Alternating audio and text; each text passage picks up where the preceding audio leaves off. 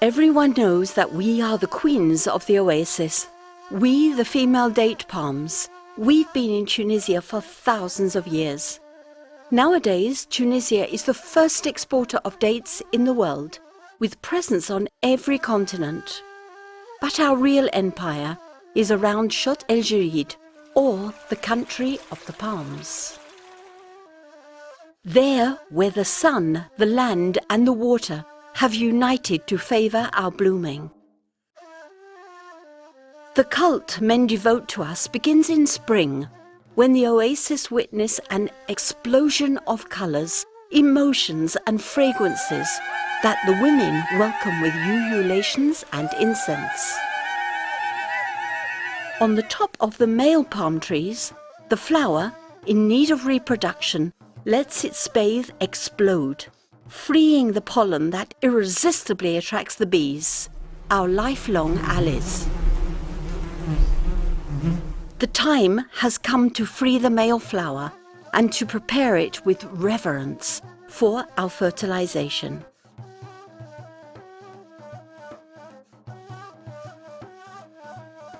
Men climb our long trunks to insert the pollen-bearing twigs into our inflorescences, repeating the same movement since time immemorial.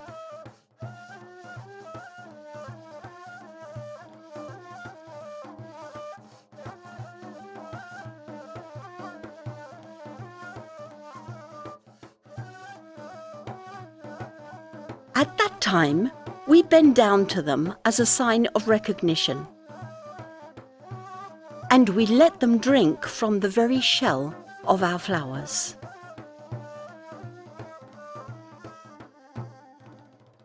Even before our fruits begin to gain weight, men need to take care that our clusters are reduced, allowing us to regulate our future yield.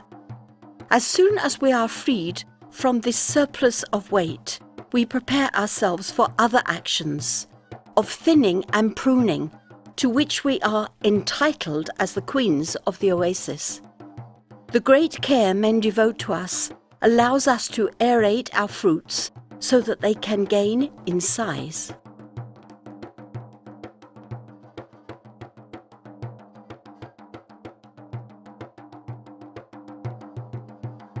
All that remains for men now is to free our clusters in order to enable them to hang from us, the female date palms, by means of their own weight. Fugacious moments of happiness, because at the beginning of the summer, our enemies try to weave their webs inside our bunches.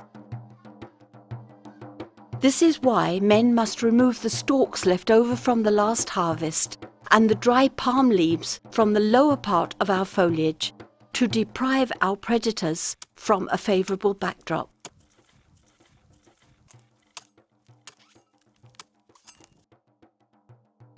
After that, they pick up the palm leaves that they had cut before to use them for different purposes. Nor will they forget to pick up the dates that have already fallen to the ground. In this operation, our close friend and companion, the donkey, takes an active part.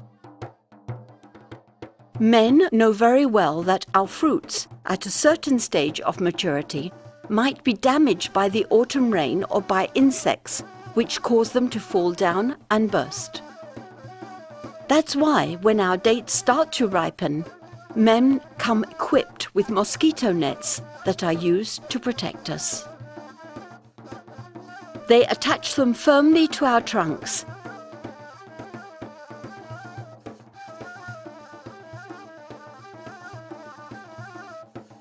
verifying that our bunches are hanging freely. They then insert them into the mosquito nets, taking care not to let our dates fall to the ground.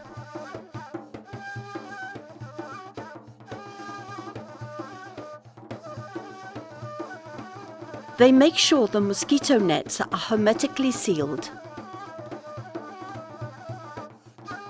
Finally, they check their work meticulously to guarantee that we can breathe with satisfaction with our head in the sun and our feet in the water.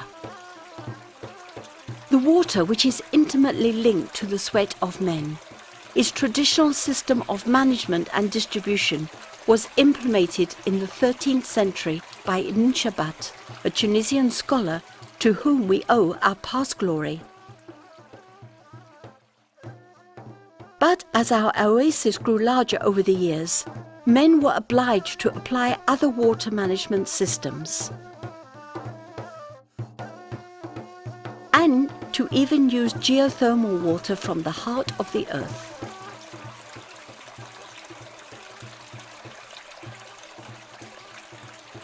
Drainage channels have been dug to facilitate that the surplus of water can drain off towards the shots, these broad areas of sand and salt where jinns and mirages are dancing.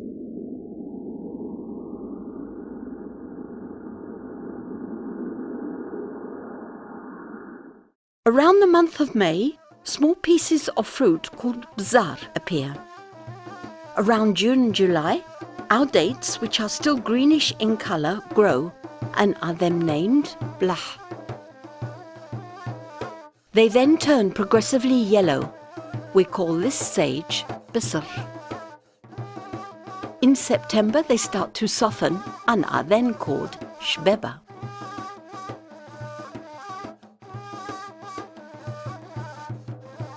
Finally, around October, November, the dates are ready to be picked.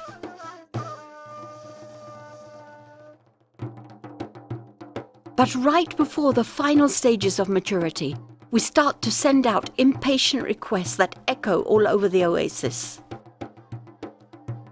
Then men rush to our feet, humble and full of hope, to harvest our fruits, fruits of so much patience and love. After that, our bunches are hung over easels, where a first selection of the best fruits take place. To celebrate this happy occasion, families come along to thank God for this blessing.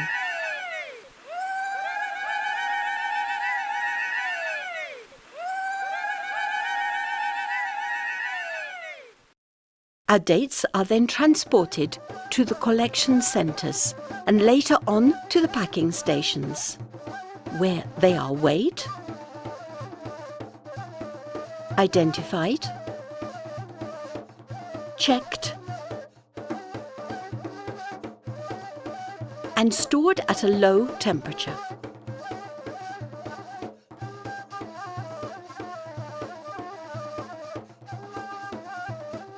They are later packed in various packages, complying with traceability and consumers' requirements. Example, organic, biodynamic, fair trade, and according to the international quality standards and references, such as Global GAP, ISO, IFS, and BRC.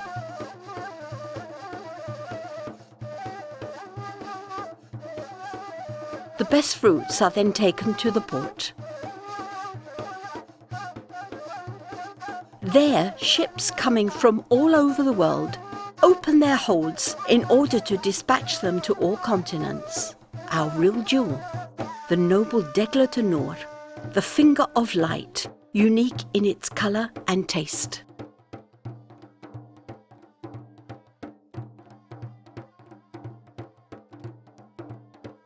We are indispensable for many reasons.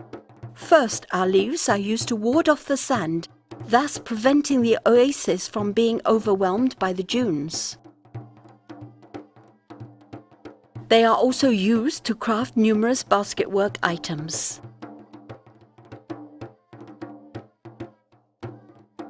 The fibrillum, growing on our slender trunks, provides extremely robust ropes that are used for a great variety of purposes.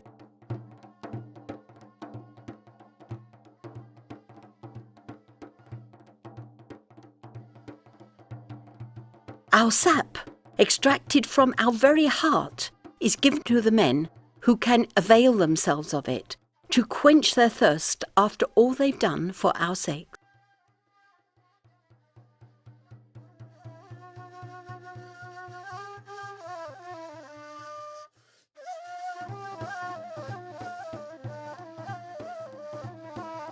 As for the wood of the stems, it is used to roof houses and to manufacture doors and furniture.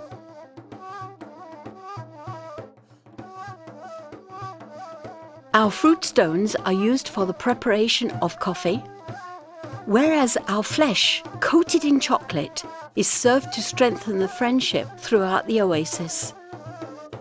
So wherever you are, whoever you are, you should always remember to thank us, the queens of the oasis.